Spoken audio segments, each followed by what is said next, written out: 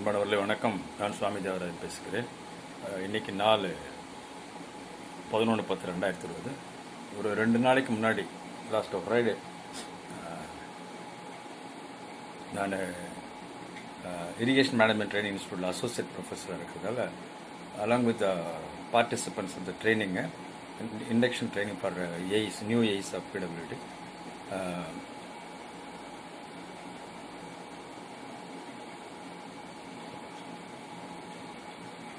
சிவக்குடியிலேருந்து திருச்சியிலேருந்து டவுன் ஸ்ட்ரீமில் இருக்கக்கூடிய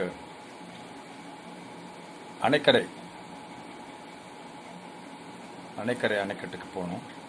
அதை பார்த்த பிறகு அங்கேருந்து அதுக்கு கீழே ஒரு 12 கிலோமீட்டர் டவுன் ஸ்ட்ரீமில் இருக்கக்கூடிய ஒரு புதிதாக கட்டப்படுகின்ற ஒரு அணைக்கட்டு, ஆதனூர் குமாரமங்கலம் அப்படின்ற 2 ஊர்களுக்கு நடுவில் ஒரு அணைக்கட்டு கட்டுறாங்க, கொள்ளிடம் ஆற்றுக்கு குறுக்க. அதை பார்க்க போனோம். அப்போ பார்க்கும்பொழுது அந்த அணைக்கட்டை வந்து நான் 2005 வந்து இன்வெஸ்டிகேட் பண்ணியிருக்கிறேன். 2005 இருந்தப்போ இன்வெஸ்டிகேட் பண்ணியிருக்கிறேன். அப்போ வந்து அந்த சில் லெவல் 10 மீட்டரில் ப்ளஸ் 10 மீட்டர்ஸ் கடல் ஆவரேஜ் கடல் மட்டத்துலேருந்து 10 மீட்டர் உயரத்தில் அதனுடைய சில் லெவல்னு சொல்லுவாங்க. கடைமட்டம், அந்த அணைக்கட்டுடைய கடைமட்டம் லெவல் ஃபிக்ஸ் பண்ணுறதுக்கு நான் ஒரு கூட பழனி பண்ணுற கூட இன்ஸ்பெக்ஷனை கூட பார்த்துருக்கோம். அப்போது அதனால் அந்த அப்போ அந்த வருஷமே ஒரு பெரிய வெள்ளமும் வந்துச்சு அதில். அப்போ வந்து ஏறக்குறைய 1 லட்சத்துலேருந்து 1.5 லட்சம் கியூசெக்ஸ் வந்து அந்த கொள்ளிடம் ஆற்றில் போனதை நான் பார்த்துருக்கிறேன்.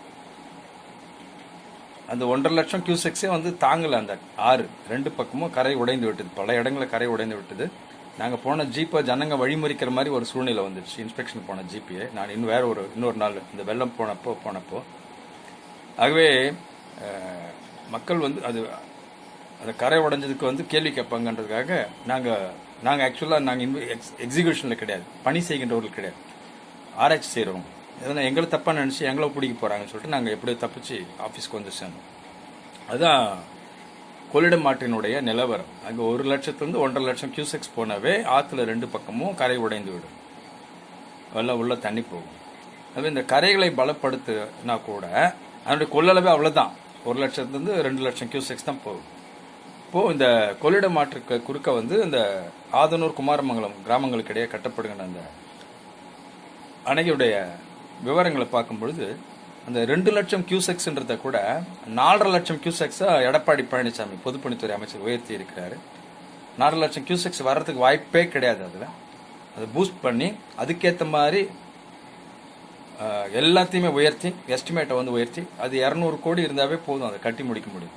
நமக்கு தேவையான அணையை, இந்த 2 லட்சம் கியூசெக்ஸ்க்கான அணையை அதை வந்து 4.5 லட்சமாக்கி 4.65 கோடி, அதனுடைய 465 கோடி ரூபாய் வந்து அதில் இப்போ செலவு செய்யப்படுகிறது. அதுக்கு எக்ஸிக்யூட்டிவ் இன்ஜினியர் கண்ணன் ஒரு ஆளை வந்து நியமிச்சிருக்கிறார். கண்ணன் வந்து எடப்பாடி பழனிசாமிக்கு வேண்டப்பட்ட ஆள், நல்லா அவருக்கு ஏற்ற மாதிரி போய் பில் போட்டு தள்ளி விடுற ஆள் காசை. அதுவே ஒரு கொள்ளை முயற்சி அங்கே நடந்து கொண்டிருக்கிறது என்பதை நான் வெளிப்படுத்துகிறேன். இது தொடர்பாக நான் அங்கே போன சில வீடியோக்களெல்லாம் இதோடு சேர்க்குறேன். அங்கே பார்த்த வீடியோக்களெல்லாம்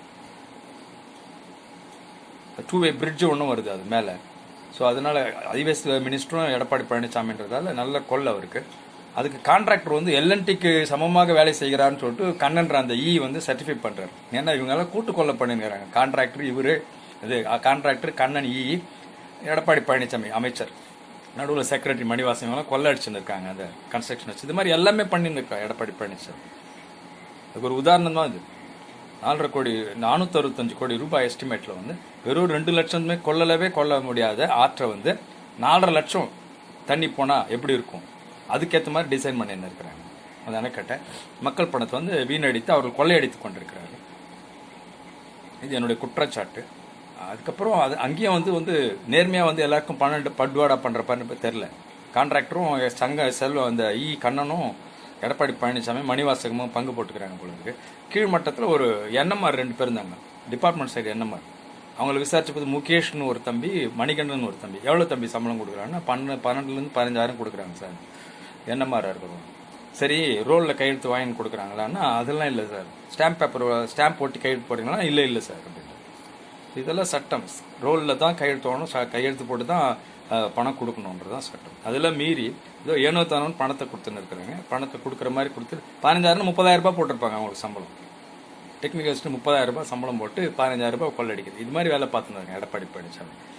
இது இல்லாமல் இதெல்லாம் ஒரு பக்கம் இருக்க, இது தேவையில்லாமல் பூஸ்டட் எஸ்டிமேட் போட்டு நிறைய பெரிய வேலை பண்ணின்னு இருக்கிறேன். எல்லாம் ராஃப்ட் ஃபவுண்டேஷன் ஃபுல்லாக ஸ்டீலில் போட்டு அடித்து மக்கள் பணத்தை வீணடிக்கின்னு இருக்கிறேன். இதெல்லாம் ஒரு பக்கம் இருக்க. அங்கே விவசாயிகள் வந்து ஏற்கனவே அந்த அந்த கரையோரத்தில் இருந்த நிலங்களில் வந்து விவசாயிகள் பயிர் செஞ்சுருக்கிறாங்க. ஒரு பயிர் செய்கிறவங்களுக்கு நிலம் சொந்தம்னு சட்டம் இருக்குது. அதே மாதிரி 3 வருஷத்துக்கு மேலே ஒரு இடத்துல ஒரு ஆள் இருந்தாக்கா அந்த வீடு அவருக்கு சொந்தம்னு சொல்லிட்டு கருணாநிதி கொண்டாந்துருக்கிறார் சட்டம். புறம்போக்கு நிலத்தில் நீங்கள் வீடு கட்டி 3 வருஷத்துக்கு மேலே இருந்துட்டாக்கா அந்த வீடு உங்களுக்கு சொந்தம், அந்த நிலம் உங்களுக்கு சொந்தம், பட்டா கொடுக்கணும்னு சட்டம் இருக்குது. ஸோ இவங்க வந்து பல டெக்கேட்ஸா 10 வருடங்கள் யாருக்குரிய 60-70 வருஷமா வேலை பயிர் செஞ்சிருப்பாங்க. அவங்க மூதாதையர்லாம் பயிர் செஞ்சிருப்பாங்க. 200-300 வருஷமா பயிர் செஞ்சுருக்கக்கூடிய அந்த நிலங்களை கவர்மெண்ட் கையகப்படுத்திட்டு அவங்களுக்கு எந்த நஷ்டஈடும் கொடுக்காம விட்டுருக்குது.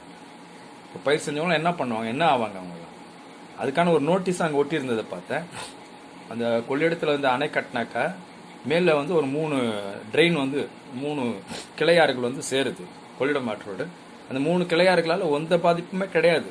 இருந்தாலும் வந்து நரிமுடுக்குன்ற ஒரு ஆறு வந்து விழுறதால வந்து அதெல்லாம் நஷ்டன்ற மாதிரி அந்த நரிமுடுக்கு ஆறு வந்து கொள்ளிடம் அணைக்கட்டுக்கு இப்போ கட்டுறாங்களே புது அணைக்கட்டுக்கு கீழே போய் சேர்க்குற மாதிரி ஒரு வேலை செஞ்சுருக்காங்க. அதில் நிறைய பணம், அந்த காம்பனண்ட்லேயும் நிறைய பணம் அடிக்கிறதுக்கு வாய்ப்பு இருக்குது. அதையும் சேர்த்து செஞ்சுருக்கிறாங்க தேவையில்லாமல். அந்த கொள்ளிடம் அந்த நரிமுடுக்கு அந்த ட்ரெயின் அந்த கிளையார் வந்து விழற அந்த இடத்துல வந்து கொள்ளிடத்தில் விழற இடத்துல வந்து அந்த பழைய பிரிட்ஜில் வந்து ஒரு போஸ்டர் ஒட்டி இருந்துச்சு. அதே உங்களோட இந்த வீடியோவோடு உங்களுக்கு நினைக்கிறேன் பாருங்கள். ஸோ இதுதான் எடப்பாடி பழனிசாமி ஆட்சியினுடைய லட்சணம். ஏழை எளிய மக்கள் வயிற்றில் அடித்து விட்டு கொள்ளையடித்து கொண்டிருப்பது. கண்ணன் போன்ற லஞ்சம் வாங்குகின்ற லஞ்சம் கொடுக்கின்ற பொறியாளர்களை வந்து முக்கியமான இடங்களை பணியிடம் வைக்கிறது. ஏன் எடப்பாடி பழனிசாமி எனக்கு நான் இப்போ சி ஜெனரலாக இருக்க வேண்டியது வச்சா இதெல்லாம் கேட்படுறதா தான் சி ஜெனரலாக வைக்காம ஈயாவே அழுத்தி வச்சு 2 ப்ரொமோஷன் கீழே வச்சு எனக்கு மேலே குறைய 200 பொறியாளர் ஜூனியர்ஸ் மேலே ஏற்றி வச்சிருக்கிறேன். சீனியர் மோஸ்ட் ஆஃபீஸர் நான் தான் டிபார்ட்மெண்ட்டில். இப்போ எனக்குரிய பதவியை கொடுக்கல. என்னுடைய பதவி வந்து அவர் அயோக்கியன் கே ராமமூர்த்தின்னு ஒன்று கொடுத்து வச்சிருக்கிறேன் என்னுடைய ஜூனியருக்கு. இப்போ இந்த ப்ராஜெக்டில் ஏன் என்ன போடல? இன்வெஸ்டிகேஷன் அப்போ என்ன போட்டான்? ஆராய்ச்சி பண்ணுறதுக்கு என்ன போட்டான்? ஆராய்ச்சி பண்ணால் எவ்வளோ அறிவு இருக்கணும்? எக்ஸிக்யூஷனுக்கு ஏன் கண்ணனை போட்டான்? கண்ணன் தான் தோதான் நாள் நல்லா பணம் அடிச்சு கொடுப்பான். 465 கோடியில் 45% to 50% யாருக்கும் 200 கோடி நேரம் இபிஎஸ்க்கு போய் சேர்ந்துருக்கும். அப்போ தான் அந்த கான்ட்ராக்டை வந்து அவங்க சகலப்பாடிக்கு போகும். அவங்க சகலப்பாடி தான் கான்ட்ராக்டர். அது இதுதான் எடப்பாடி பழனிசாமி ஆட்சியோடைய லட்சணம்.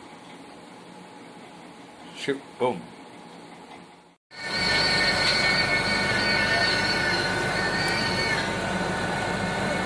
அன்பானவர்களே, my beloved self and therefore I bless you.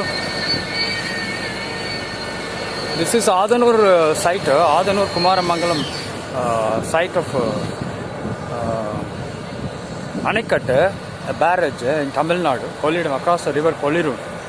Actually, here only 2 lakh cusacs would come, but they have estimated it to be 4.5 lakhs over boosted. So here also you can see that for foundation they are making this much of reinforcement. This is unnecessary. So they are actually making over reinforced foundations, raft foundations it seems. So this is a boosted thing.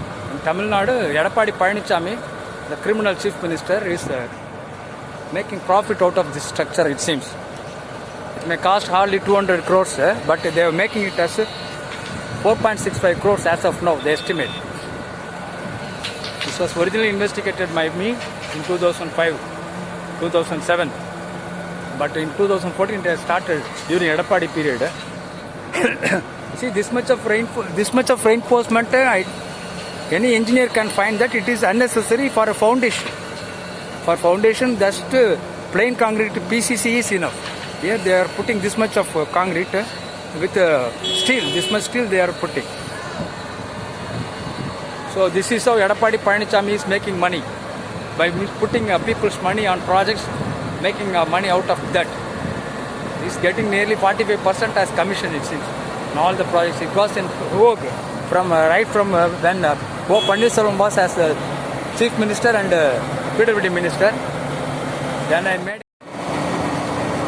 You can see that this is over reinforced. For a raft foundation, this much of reinforcement is not necessary. Edapadi Palaniswamy, the CM, is making money out of it. He is the PWD minister and also chief minister. For a foundation, this much of steel reinforcement is unnecessary. Any civil engineer will certainly find it. Here the flood, estimated flood is, realistic flood is naturally not more than 2 lakhs. But they have put the flood estimate as 4.5 lakhs to boost the estimate and to swindle money, public money. This is how they are swindling public money. Steel is unnecessary. This much steel is unnecessary for foundation. This is Adanur work at Adanur Anikat at Kaveri, across Kollidam river in Kaveri basin, downstream of Anekare, near Kumbakonam.